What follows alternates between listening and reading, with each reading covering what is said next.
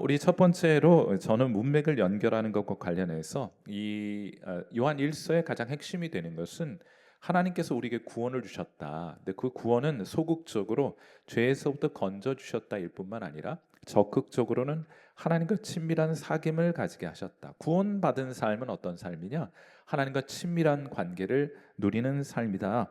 그런데 이것을 방해하는 것이 있다고 말씀을 드렸죠. 자, 죄의 문제가 언제나 그것을 방해하게 되는데 우리가 그 내용도 이미 살펴본 바가 있습니다. 우리 지난 주에는 그러므로 이런 하나님과의 지속적인 사귐을 누려 살아가기 위해서는 사도들로부터 전수된 혹은 전해진 그 진리 안에 머무는 것이 얼마나 중요한지 모른다, 그 얘기를 했고요. 그 다음에 오늘 본문에서는 계속해서 우리가 하나님과 사귀는 것을 방해하는 것들이 있고 실제로 방해하는 세력들이 있으니 너희는 미혹되지 말고 죄로부터 자신을 계속해 지켜가야 한다. 한순간도 방심하면 안 된다. 뭐 목사, 장로 이거 아무 소용 없습니다. 그게 무슨 우리를 하나님과의 관계를 보장해 주는 아무것도 아닌 거예요. 그러면 우리 스스로가 언제나 깨어서 거짓된 가르침의 미혹에 빠지지 않도록 주의하는 것과 죄로부터 우리 자신을 지켜 보호하는 것, 그것이 하나님과의 적극적인 관계를 누려가는 것에 결정적으로 필요한 것이다. 이 얘기를 우리가 오늘 함께 나누게 될 것입니다. 저는 오늘 본문을 현재적인 차원과 미래적인 차원 그리고 과거의 측면에서 하나님께서 우리로 하여금 죄를 이기고 또 하나님과 깊은 사귐을 가지게 하기 위해서 하나님께서 어떤 일들을 해 두셨는가를 이 현재, 미래, 과거의 관점에서 한번 여러분과 살펴보려고 합니다. 제가 도표를 하나 그려보았는데 요즘 챗 GPT가 많이 도와줘요. 그래서 아가페라는 혹은 하나님의 우리를 향한 하나님의 사랑을 묘사해 주는 이 아가페라는 단어가 신약 성경에 어떤 정도의 빈도수로 사용이 되었는가를 그래프로 좀 그려보았어요. 여러분 도표를 보시면 아실 수 있겠는데 혹시 자막도 준비가 되어 있습니까? 도표는 아니고. 네, 그러면 유인물을 좀 보시면은 거기에 보면 월등하게 그 막대 그래프가 위로 치솟아 있는 그런 그래프가 보이시죠? 어느 복음, 어느 서신서입니까? 첫 번째는 요한복음이 아주 우뚝 서 있고요. 그 다음에 요한 1서. 자, 그러니까 요한 서신서, 요한이 직접 쓴 요한복음과 요한 1서에 하나님의 우리를 향한 사랑, 또 그 사랑이 우리를 통해서 형제와 자매에게 표현될 때 그 아가페의 사랑을 유독 강조하고 있다는 사실을 알 수 있게 되는 것이죠. 압도적으로 많이 사용했어요. 자, 그러니까 우리는 어떤 존재이냐? 오늘 이 자리에 앉아 계신 여러분은 어떤 존재입니까? 현재 시점으로 하나님께 사랑을 받는, 여전히 하나님의 자녀로서의 사랑을 받는 존재이며 하나님의 사랑을 받으며 형제와 자매를 사랑하며 살아가는 것이 오늘 현재 저와 여러분, 예수님 믿는 저와 여러분, 하나님의 자녀인 저와 여러분의 현 주소이며 모습이라는 거예요. 우리는 오늘도 하나님의 사랑을 받습니다. 그리하여 오늘도 형제와 자매들을 사랑하는 자리에 있게 되는 거예요. 여러분, 이 사랑이 우리를 하나님 자녀 되게 한 것입니다. 자, 거기 첫 번째 1.2번에 보시면은 이 사랑이, 이 아가페의 사랑이 사람을 혹은 저와 여러분을 하나님의 자녀가 되게 한 것입니다. 하나님의 사랑이 저와 여러분을 하나님 자녀 되게 한 거예요. 요한일서 3장 2절 말씀.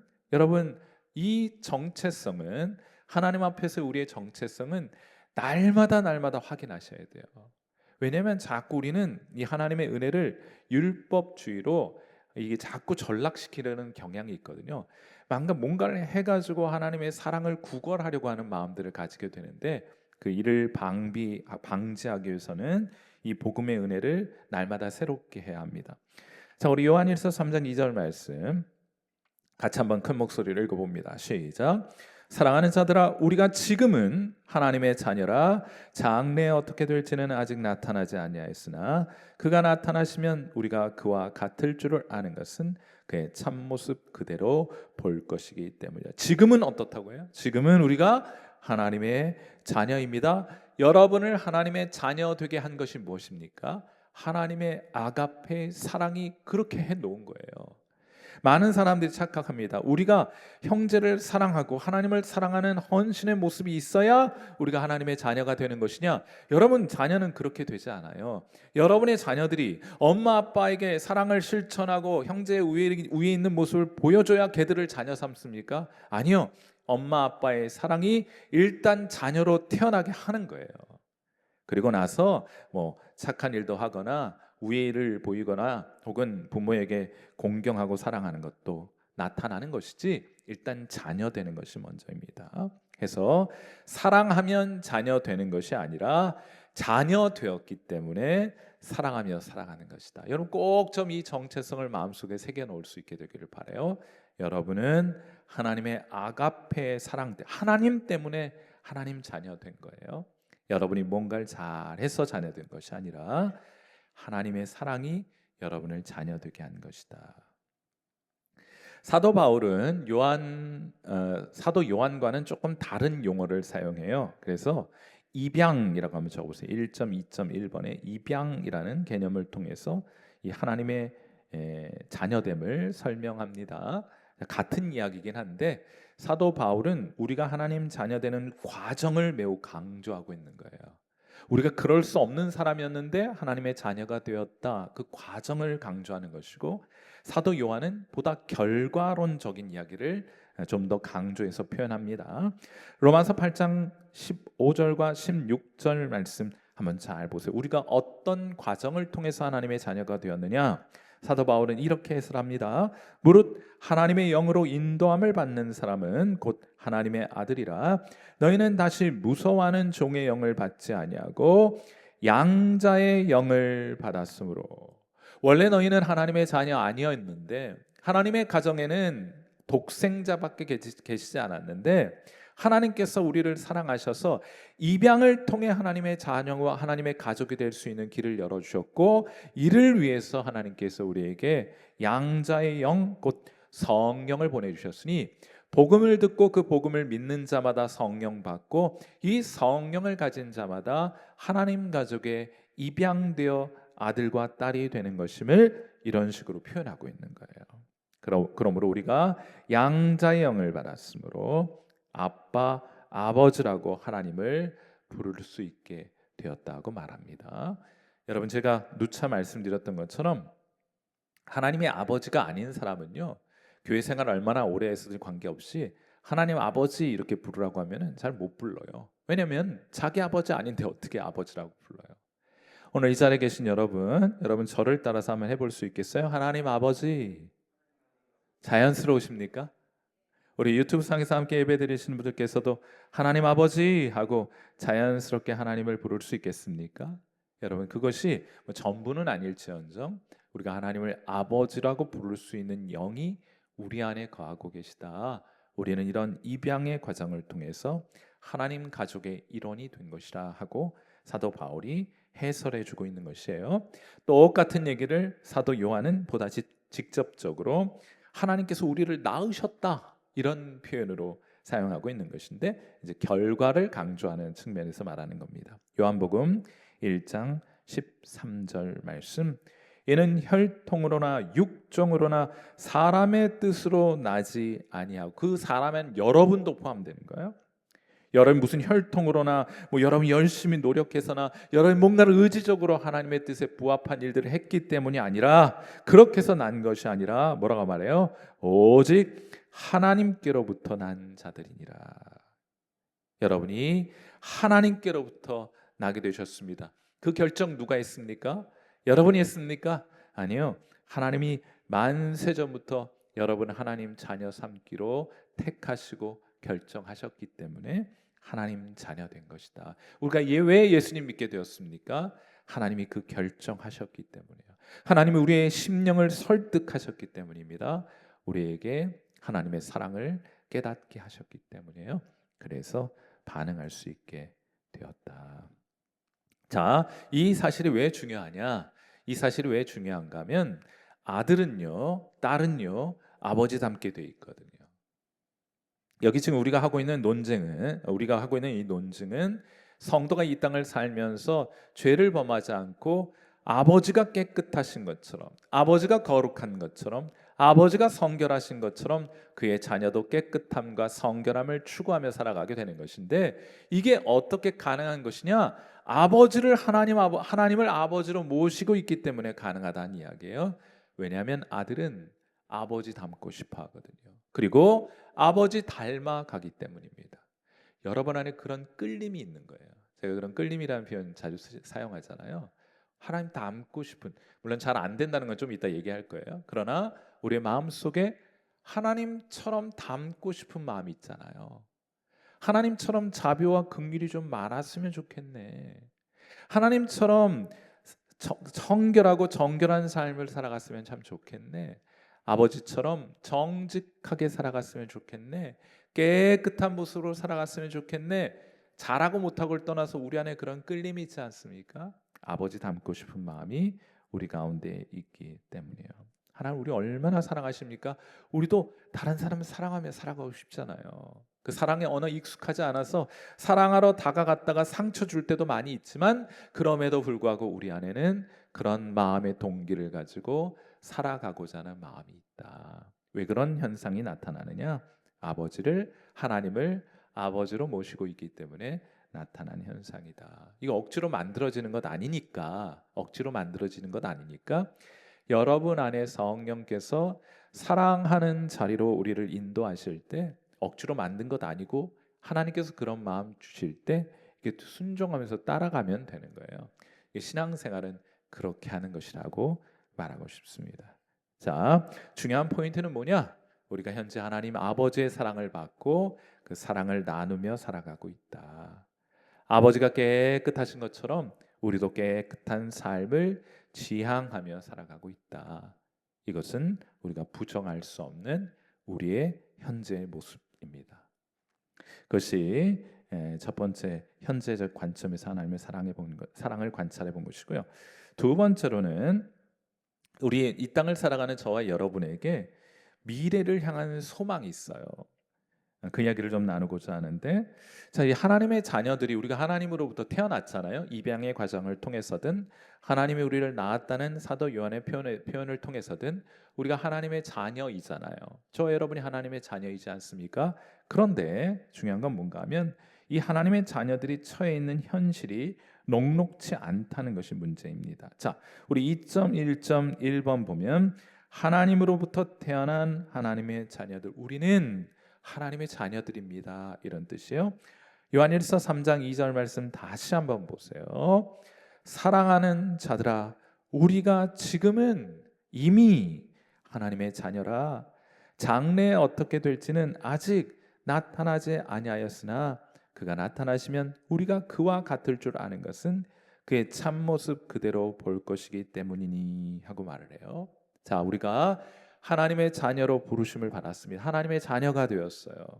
그런데 그냥 하나님과 하나님 자녀들만 함께 사는 세상에 살고 있지 않고 마귀와 그에게 속한 자들 속에서 우리가 살아가고 있다는 것에 우리의 갈등이 있고 우리의 삶의 어려움이, 현실적인 어려움들이 나타나게 되는 거예요. 우리는 하나님의 자녀이지만 마귀의 자녀들과 함께 이 세상을 살아가고 있다는 것이 우리의 실존적인 어려움을 빚어내게 됩니다.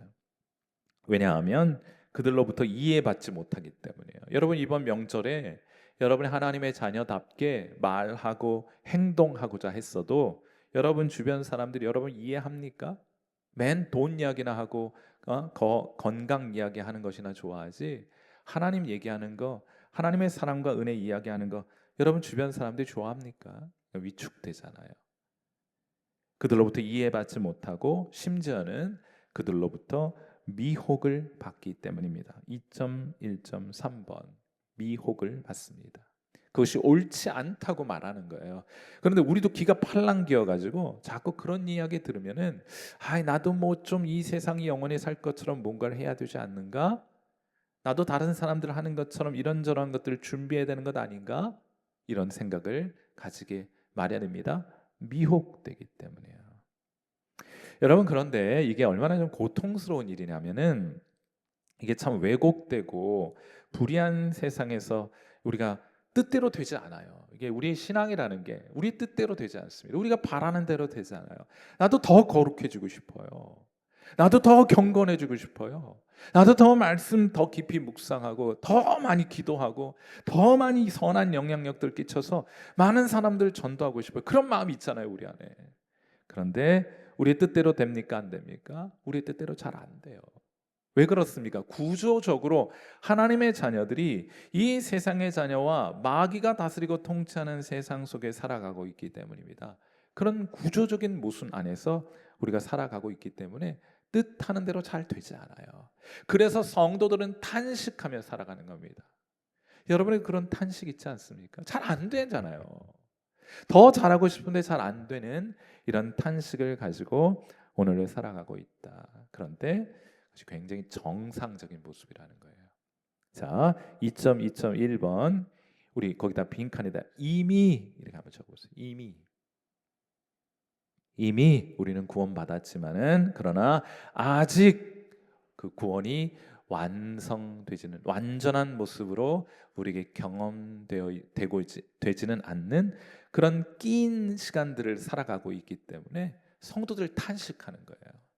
여러분 그렇잖아요. 내가 애써 형제와 자매들 사랑하고 돕고 섬기기 위해 나름대로 최선을 다했다고 생각했는데 결국 그에겐 상처만 주게 되는 오해를 불러일으키게 되는 이런 현실들을 직면할 때 낙심이 되잖아요. 탄식하잖아요. 아유 내가 왜 그렇게 했을까? 난 좀 더 잘할 수 없었을까? 이런 탄식하게 되지 않습니까?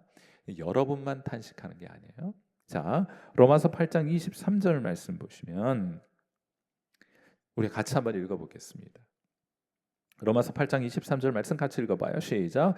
그뿐 아니라 또한 우리 곧 성령의 처음 익은 열매를 받은 우리까지도 속으로 탄식하여 양자 될 것 곧 우리 몸의 속량을 기다리느니라. 아멘. 여러분 우리가 그렇게 탄식하면 이게 잘 안 되거든요. 뜻대로 잘 안 돼요. 그러니까 여러분만 탄식하는 게 아니고 사도 바울도 탄식하며 살아갔다고요. 내가 하나님 마음으로는 하나님을 더 기쁘시게 하는 마음이 있는데 오히려 내가 원하고 바라는 선은 행치 아니하고 내가 싫어하고 내가 미워하는 죄를 오히려 행하는도다 하면서 오라 나는 곤고한 사람이로다 하고 탄식하게 되잖아요. 그러니까 진짜로 영적으로 건강한 사람은 오늘 잘하는 것도 있지만 그러나 그렇지 못한 것도 있기 때문에 그 둘 사이에서 탄식하며 오늘을 지내는 사람들일 것이다. 이렇게 말해볼 수 있는 거예요. 여러분이 그런 갈등이 있으십니까? 여러분이 그런 탄식이 있으십니까? 여러분 잘하고 계신 거예요. 심지어 피조물들도요. 저 여러분 키우는 반려견이나 저 짐승들이나 자연 만물들도 여러분이 빨리 이런 모순적인 구조에서부터 벗어나기를 바라고 기대하고 있습니다. 실제로 자 우리 로마서 8장 21절 말씀 보세요. 그뿐 아니라 우리만 탄식할 뿐만 아니라 우리 8장 21절 말씀 그 바라는 것은 피조물도 썩어짐의 종로로 탄 데서 해방되어 하나님의 자녀들의 영광의 자유에 이르는 것, 그 구원이 완성되는 그날을 이 피조물도 이 땅의 피조물들도 간절히 바라고 있다. 얼마나 안타깝게 그날을 기대하고 있는지 몰라요. 이번에 제가 설명절 이렇게 오고 가면서 그 매체를 보니까 작년에 설과 추석 연휴 기간에 버려진 강아지가 6천 마리래요. 휴게소에 버려진 강아지 반려동물이 6천 마리가 버려졌다는 거예요. 여러분 얼마나 이 고통스러운 현실을 영적으로뿐만 아니라 이 짐승들은 그 버려짐의 고통들을 경험하며 살아가는가. 그러니 우리가 예수님 재림하셔서 이 죄로부터 완전히 자유한 상태에서 마음껏 주님을 섬기고 오해 없이 형제와 자매들을 섬기는 날을 사모하는 것만큼이나 피조물이 그 날을 사모하고 있다는 성경의 말씀이 얼마나 실감 있는 표현이에요. 실감 나는 표현이에요. 거기 우리 영광의 자유에 이르는 하나님의 자녀들의 영광의 자유에 이르는 것을 피조물들도 간절히 바라고 있다는 거예요. 그런데 거기 영광의 자유라는 표현이 있잖아요. 근데 여러 어려운 표현들 좀 제가 빼고 어려운 뭐 이제 이거는 뭐 신학생들한테 좀 설명할 만한 거리여도 여러분에게 설명까지는 안 드려도 될 것 같아요. 거기 2.2.1번에 2.2.2번에 C번 항목을 보세요. 거기 피조물도 하나님 자녀들이 영광의 자유에 이르게 될 날을 고대한다 이 표현 있죠? 네, 거기 보시면 되는데 아마 번호 넘버링이 좀 잘못되어 있는 것 같습니다. 거기 C번 항목을 보시면 자 하나님의 자녀들이 영광의 자유에 이르는 것을 바라는 그 영광의 자유가 뭐냐? 자유가 없는 상태란 뜻 아니에요, 그렇죠? 하나님의 자녀들이 지금 자유가 없는 상태에서 하나님을 섬기는 거예요. 자유가 없는 상태에서 형제와 자매들을 사랑하고 섬기고 있는 겁니다. 그러니까 연약함 투성인 거예요. 무엇으로부터의 자유냐? 죄로부터의 자유함이 없는 상태에서 하나님을 섬기고 형제와 자매를 섬기다 보니 여러 결함과 연약함 투성이라는 뜻이에요. 그래서 거기 C번 항목에 죄가 없는 상태에서 하나님께 자유롭게 반응하는 시간이 우리에게 주어진다는 거, 앞으로 오게 된다는 거, 예수님 재림하시게 될 때.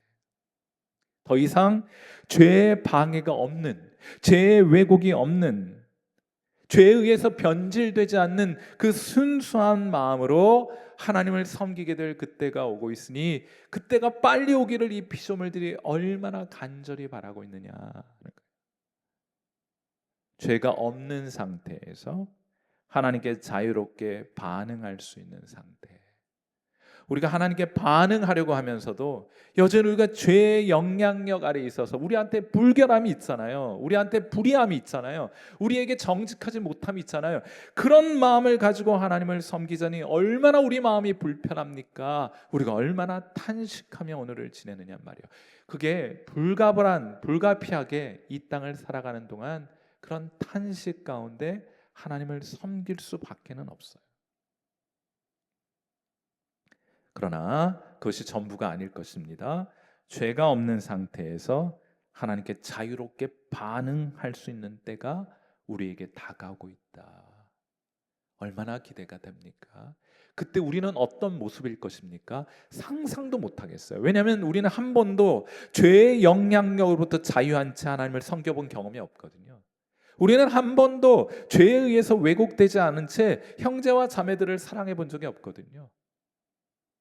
이 날을 간절히 사모하는 마음으로 성도는 이 땅을 살아가게 되는 것이고 피조물도 그러한 날을 기대하며 오늘을 살고 있는 것이다.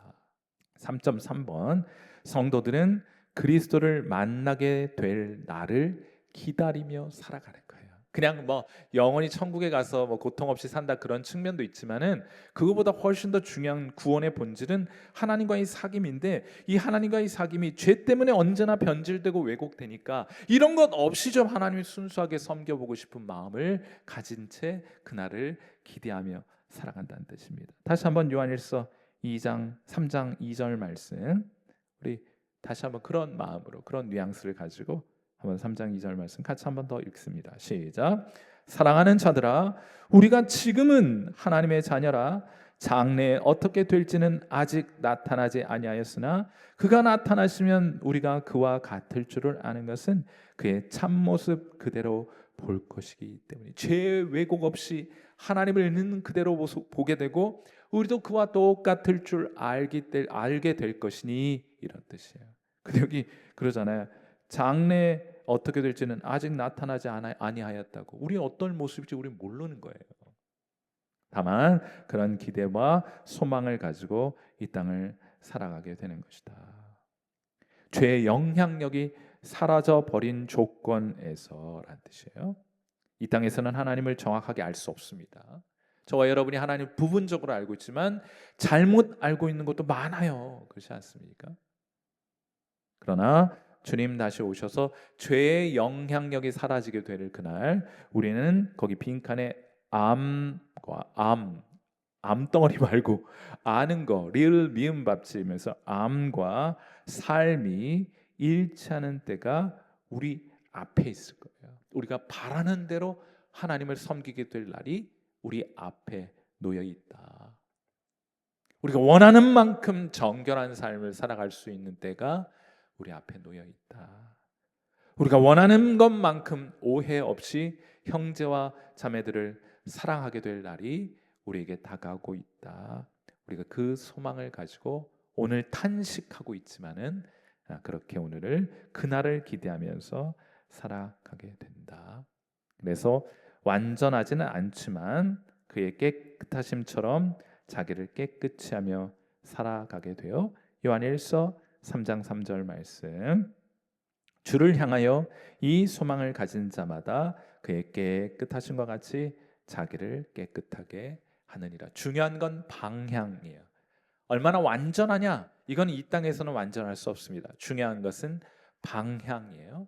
적어도 성경을 통해서는 우리가 어떤 방향의 삶을 살아야 할지는 매우 분명하게 제시되어 있지 않습니까? 부족하여도 그러므로 다시 일어나 정결한 삶, 성결한 삶, 거룩한 삶, 경건한 삶을 향해 그 방향을 향해 다시 살아가는 거예요. 탄식하면서. 여러분 이 자리에 앉아 있는 분들 가운데 자기 영적인 삶에 완전히 만족해서 탄식 없이 막 그냥 천국을 사는 사람이 있을 것 같습니까? 그렇게 돼 있지 않아요. 하나님 그런 것들을 우리에게 허락해 주지 않으셨어요. 다만 부분적으로만 경험하면서 부분적으로만 경험해도 좋으니 그 완전한 것을 사모하는 마음으로 이 땅을 살아가게 하신 것이다. 중요한 것은 그러므로 방향이에요. 어떤 방향의 삶을 살아가고 있느냐. 성경 읽기 잘 안 돼요. 그러나 그 성경 읽기를 해보려고 하는 그 방향으로, 기도 잘 안 돼요. 그러나 기도를 열심히 내보려는 그 방향으로, 전도 잘 안 돼요. 그래도 내 마음, 내 말을 통해서, 내 어떤 행실을 통해서 한 사람이라도 죽게 돌아오게 하려는 그런 방향으로 살아가고 있느냐, 그거 묻는 거예요. 자, 그것이 우리가 미래에 대한 소망을 가진 사람은 어떻게 죄와 더불어 싸우는 방향, 죄를 거절하는 방향으로 살아가느냐, 뭐 이런 내용들을 좀 다뤄볼 수 있는 것이겠죠. 자, 그리고 마지막으로 우리 과거는 그리스도께서 이 땅 가운데 오신 이유가 뭐냐? 여러분 주님이 왜 이 세상에 오셨습니까? 주님 왜 이 세상에 오셨어요? 저와 여러분의 죄를 다 도말하시기 위해서, 우리를 하나님 자녀 삼기 위해서, 물론 그 다 포함됩니다. 그런데 우리가 자주 간과하는 것이 있어요. 자, 요한 1서 3장 5절 말씀 읽으시면서 예수님께서 이 세상에 오신 이유와 목적이 뭐냐? 한번 살펴보시게 되기를 바랍니다. 요한일서 3장 5절 말씀 같이 읽습니다. 시작. 그가 우리 죄를 없애려고 나타나신 것을 너희가 아나니 그에게는 죄가 없느니라. 아멘. 우리 죄를 없애기 오셨어요. 자, 그리스도는 4번입니까? 여러분 유인물에 과거에 그리스도께서 이 세상에 오셨는데 왜 오셨느냐? 여러 가지, 뭐 지금 한 가지 얘기했다고 나머지 없는 건 아니고 한 가지만 좀 강조해서 말하자면 그분이 이 세상에 오신 목적 가운데 가장 중요한 목적 가운데 하나는 죄를 없애기 위해 오셨어요. 그런데 엄밀한 의미에서 말하자면 예수님께서 죄를 없이 하셨느냐? 죄가 있잖아요. 그러면 예수님의 이 세상에 오신 목적은 실패한 것이냐? 그게 아니라 조금 더 엄밀하게 말해야 될 필요가 있어요. 예수님께서 이 세상에 오신 목적과 이유가 무엇이냐? 그것은 조금 더 엄밀하게 말하자면 죄의 권세를 깨뜨리기 위해 오신 거예요. 죄의 존재가 사라지지는 않습니다. 아직까지. 죄의 존재를 지우기 위해서 오신 것이 아니고 죄의 영향력, 그 권세를 깨뜨리기 위해 오신 거예요. 창세기 3장 15절의 약속의 성취입니다. 자, 우리 원복음, 아담과 하와에게 주셨던 최초의 복음이 창세기 3장 15절에 있습니다. 우리 이 말씀 같이 한번 읽어봐요. 시작. 내가 너로 여자와 원수가 되게 하고 내 후손도 여자의 후손과 원수가 되게 하리니 여자의 후손은 너의 머리를 상하게 할 것이요 너는 그의 발꿈치를 상하게 할 것이라. 먼 훗날 여자의 후손 한 아들이 태어나게 될 건데 그 아들이 뱀 너의 머리통을 깨뜨려 버리게 될 것이다. 머리를 상하게 할 것이다. 이게 무슨 말이에요? 죄의 권세를 깨뜨리기 위해 이 세상에 오셨다. 자, 4.1.3번에 보시면 예수님은 여러분의 죄의 용서를 위해서 오셨을 뿐만 아니라 죄 짓지 않는 삶을 살아가도록 하시기 위해서 오신 거예요. 쉽게 말하자면 죄 그냥 용서해 주셨으니까 이제 저를 천국에 받아주세요. 우리 그런 얘기만 하잖아요. 그냥 반쪽짜리고 나머지 반쪽은 뭔가 하면 우리의 죄를 용서하셨을 뿐만 아니라 죄 짓지 않는 삶을 살아가도록 하시기 위해서 완전 완벽한 모습을 기대하는 것이 아니고 그 방향으로 살아가게 하시기 위해서 우리에게 이 세상에 오신 것이다. 그래서 이게 현실적으로 어떤 차이가 발생하는 것이냐? 제가 목회적으로 이게 이제 이런 성경의 신학적인 이해를 목회적인 우리의 삶과 접목시켜서 해설을 해드리자면 이런 겁니다. 예수님 믿기 전에는요. 한번 여러분 예수님 믿기 전을 한번 생각해 보세요. 언제 예수님 믿으셨습니까? 전 지금부터 30년 전 그 전 모습 한번 저는 생각하고 여러분은 언제 예수님을 믿게 되셨습니까? 그 이전의 삶을 한번 살펴보세요.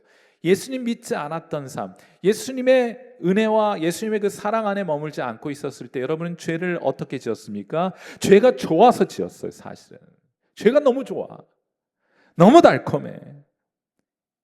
죄를 짓지 않을 수 없어서 죄를 지었어요. 죄가 너무 좋아, 너무 달콤해. 들키지만 않으면 돼. 그런데 예수님 믿고 나서의 변화가 생겼어요. 예수님 믿고 나서도 죄를 짓긴 합니다. 결정적인 차이가 생겼어요. 어떤 차이입니까? 죄가 미워요. 그런데도 여전히 죄를 짓고 있는 모습이 있다. 이게 결정적인 차이예요. 예수님 믿기 전엔 죄가 좋아서 지었어요. 왜냐하면 죄가 지 아버지거든.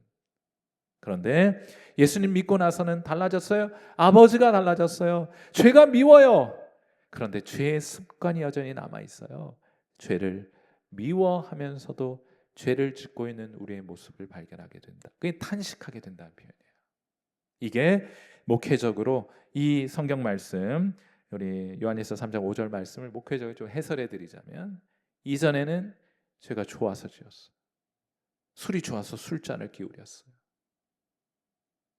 그러나 이제 예수님 믿고 나서 죄가 싫어졌어요. 죄가 혐오스러워요. 그럼에도 불구하고 여전히 그 죄의 영향력으로부터 완전히 자유하지 못하므로 우리는 죄를 미워하면서 죄를 짓게 되었다. 짓고 있다. 지을 수 있다. 짓고 있다보다 지을 수 있다. 형제를 미워하면 안 되고 그렇게 하지 않는 것이 사랑하시는 거 좋다는 것을 알면서도 여전히 누군가를 미워하는 마음을 가질 수 있다. 예전에는요. 미워하는 게 좋았어요. 그렇잖아요. 어떤 사람 저주하고 무너뜨리고 망하는 걸 보면 막 너무 좋았어요. 저만 그랬나? 그렇지 않았습니까? 자, 그래서 우리 4.2번 보시면 성도는 죄를 짓지 않는가라는 질문에 이런 답변을 좀 해보셔야 되는데 이 요한일서 말씀 안에는 성도가 죄를 지을 수 있는가 문제와 관련해서 상충되어 보이는 두 개의 구절이 있습니다. 하나는 요한일서 1장 8절 말씀이에요. 자, 이 말씀도 같이 한번 읽어보죠. 같이 읽습니다. 시작. 만일 우리가 죄가 없다고 말하면 스스로 속이고 또 진리가 우리 속에 있지 아니할 것이요. 우리가 죄 짓지 않는다. 그건 거짓말이라는 거예요. 좋습니까? 맞잖아요. 이 구절이잖아요. 죄가 없다고 말하면 거짓말쟁이다 이거야. 하나님을 부정하는 이야기다. 그런데 요한일서 3장 6절에 가면 좀 사뭇 다른 이야기가 또 우리에게 주어집니다. 요한일서 3장 6절 보면 그 안에 거하는 자마다 범죄하지 아니하나니 범죄하는 자마다 그를 보지도 못했고 그를 알지. 하나님 안에 거하는 자는 범죄하지 않는데요. 그런데 아까 요한일서 1장 8절에 뭐라고 말했습니까? 우리가 죄 없다고 말하면 죄 짓지 않는다고 말하면 너 거짓말이다. 하나님 믿지 않는 것이다. 3장 8절에는요. 하나님과 함께 사귐 있고 하나님 안에 있다고 말하면서 범죄하면 그건 거짓말이다. 이 얘기예요. 상충되어 보이는 이야기가 있다. 이걸 어떻게 모순처럼 모순을 이야기하진 않았을 것 아닙니까?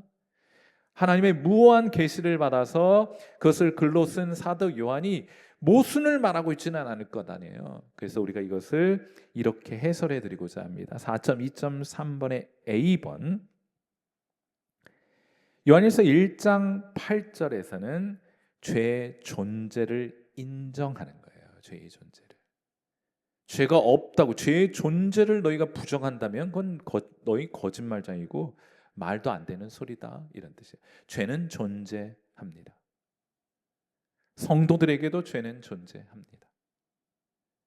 그러나 요한 1서 3장 6절에서 범죄하지 않는다고 말할 때 사도 요한이 마음속에 품었던 것은 뭔가 하면, 이제 더 이상 성도들에게는 죄가 영향력을 행사할 수 있을지 모르지만은 죄가 성도를 지배할 수는 없다는 거예요. 거기 지배라고 쓰시면 돼요. B번에는. 우리 모두는 여전히 죄인이지만은, 그러나 달라진 게 있어요.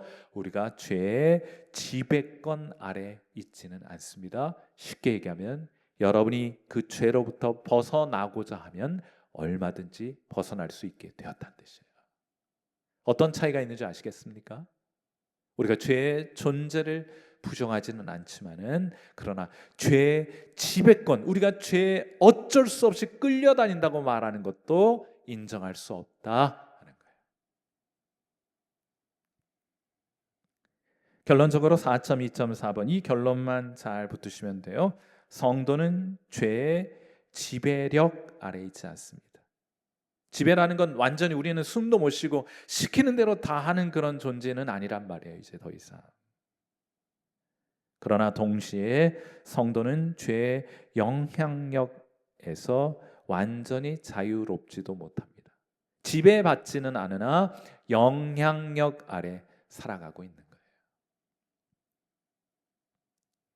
죄에 끌려다니는 종이 아니라, 그러므로 이제 죄와 더불어 싸우는 자로 살아가게 됩니다.